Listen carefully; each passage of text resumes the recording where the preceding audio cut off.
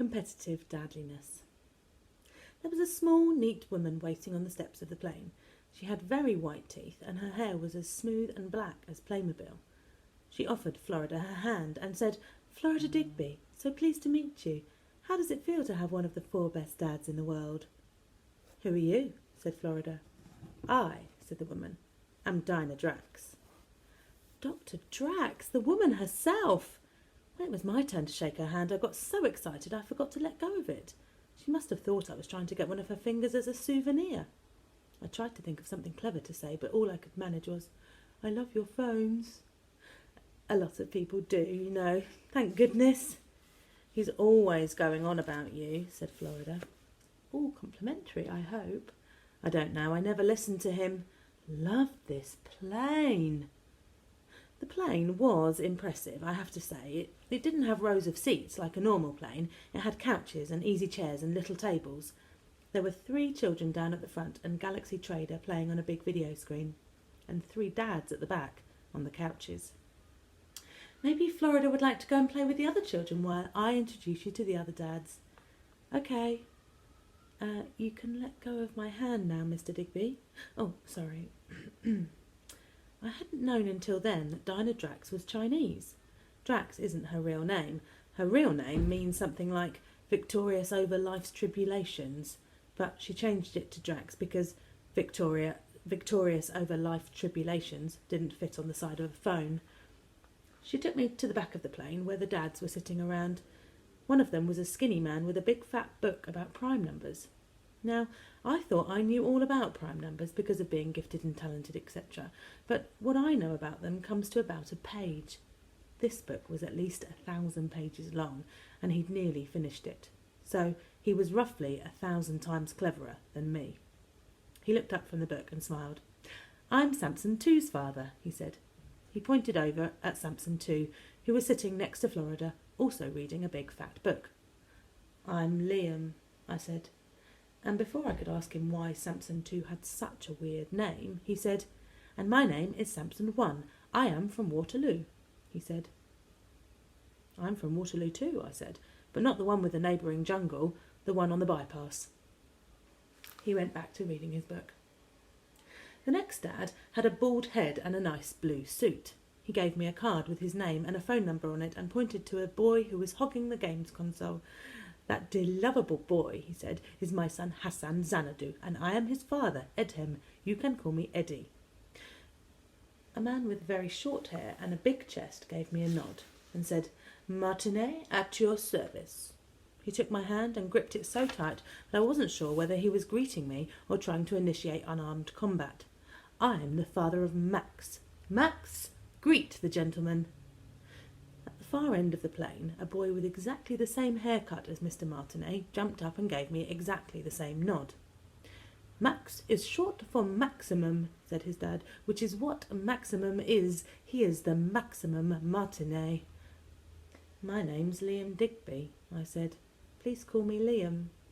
He said, "Please call me Monsieur Martinet." "Okay." I said, "I'm Florida's father." That was the first time I'd said it out loud. I could feel everyone looking at me. Any minute now, I thought, one of them is going to say, "No, you're not. You're 12. So I said the most convincingly dadly thing I could think of. I said, "Anyone watch the game last night?" They all answered at once. "They need to buy a big defender," said Eddie Xanadu. "The back 4 lack discipline," said "Please call me Monsieur Martinet." "The laws of probability say that you can't win the Champions League just on goals. Preventing opposition goals is equally important," said Samson I. So easy. I hadn't even seen the match. I didn't even know if there was a match. I just seemed to have a natural talent for being a grown-up. "Well," said Dr. Drax, smiling, "I must fly. That's my little joke, by the way. I do fly the plane myself. I find it's the best way to keep our destination top secret. I'm not much of a pilot, but I'm sure I'll pick it up as we go along." Everyone stared at her. Another of my little jokes, she laughed. "Got you all again. In fact, Daddy gave me my first flying lesson when I was still small enough to sit on his knee. I'm really rather a good pilot." And off she went to the cockpit. I'm not sure if it's normal for pilots to be jokey like that, but if it is, It's not a good idea. I grabbed hold of the arms of the seat, closed my eyes, and tried to think of the plane as just another ride. As rides go, the flight to China was a bit lengthy. 12 hours, I think. And once you got used to the idea that you were 30,000 feet in the air, it really wasn't that much of a thrill. But the view was pretty cosmic. Miles and miles of clouds, like a country made of squirty cream. I remember watching the plane's shadow moving across the white, like a little dog running over the snow. Eddie Xanadu was sitting next to me. He said, "It's a nice plane, yes?" "Best I've ever been in." "My Hassan has an ambition to buy a plane like this, and he will do it. He is so good with money, even when he was at school. Very small. In my country, things are always changing because of wars and so on. One time, the school uniform changed. First, you wore a white shirt. Now you must wear a blue shirt. Everyone goes to the shops to find the blue shirts. There are none. Next day, Hassan comes to school and opens his bag. 100 blue shirts. He bought them all. Everyone bought a shirt from him, just a little more expensive than the shop. So he makes money. By the time he is 12, he had enough money to buy a house. He rents it out. Are you good with money, Mr. Digby?" I realised I didn't actually have any money on me.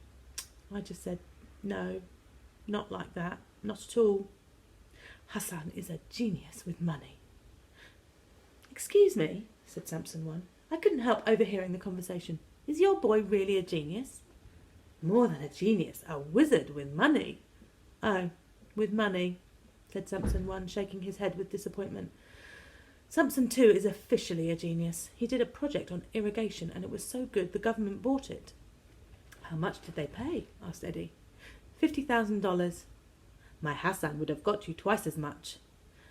Monsieur Martinet chimed in. "Money is a terrible distraction. My Max is too focused to care about money." "What's he focused on?" I asked, just to be polite.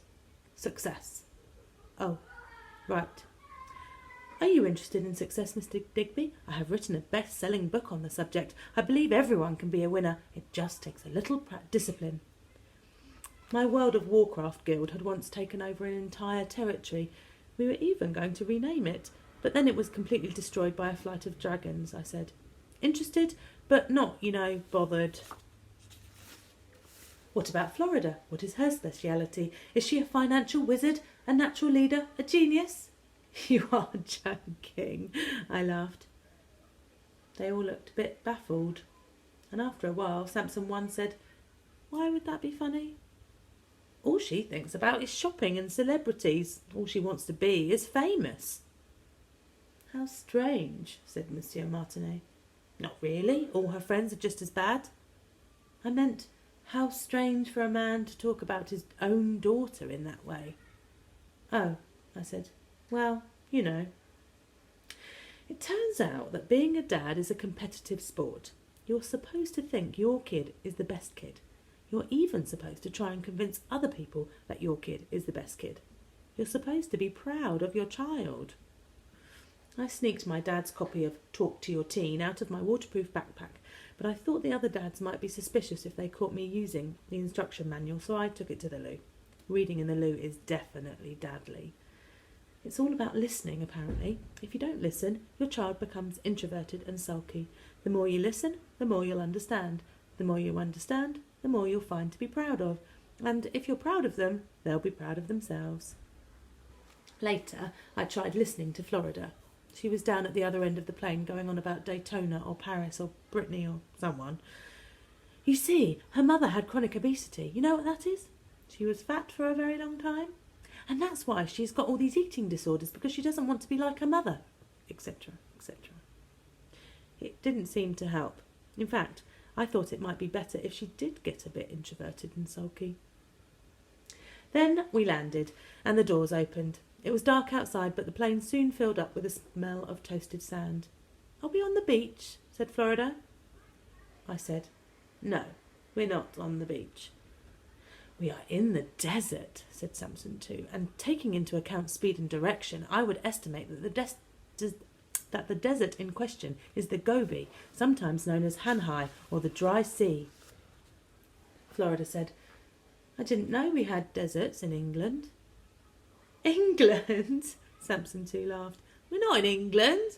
We're in China." Florida turned on me. China? Oh my goodness, what have you done? China? How can we be in China, you idiot? I just knew you'd do something like this. Well, you can just take me home right now. Home? I said. What do you want me to do? Hire a cab? Give you a piggyback? Do you know how far away we are? I know we're in China, you idiot. China, you idiot, was turning into a country in its own right. Everyone was staring at her now. Oh dear, Dr. Drax sighed. We girls are so complicated. Let's leave Dad to sort this out, shall we? I imagine Mr. Digby knows how to deal with his own daughter. I don't know what made her imagine that. Florida was actually kicking me now and bawling. You said we were going to a theme park. We are. This is it. It's in the desert. Not even a normal desert. A Chinese desert. In China. You said it was down south. It is down south. I thought you meant London. But we were on a plane for hours. If you're on a plane for hours and hours, obviously you're going to go further than London. I thought it was a slow plane. A slow plane. Don't be afraid of temper tantrums. Often a child will have something they need to tell you, but which they find difficult to say. Anger helps them say it.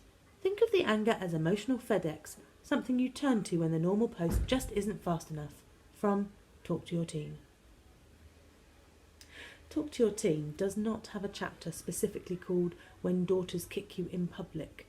In fact, when it came to Florida, World of Warcraft was more useful. You just had to think of her as a kind of monster and remember that every monster has a soft zone. I'd already identified Florida's.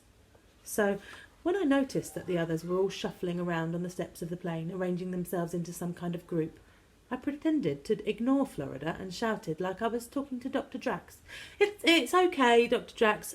Florida doesn't want to be in any of the group photographs. As soon as she heard the word photograph, Florida sat up and started listening. I said, it's just a group photo, for the newspapers or something. I'm not sure. Don't worry about it. You just keep kicking me. Newspapers? Or magazines? I didn't hear which. Oh, maybe it's for telly. Honestly, kick away. Florida was doing one of her smiles in the front row of that photograph before I had time to stand up. Dr. Drax said, Well, Mr. Digby, you certainly seem to be a very effective parent. Smile for the camera, everyone.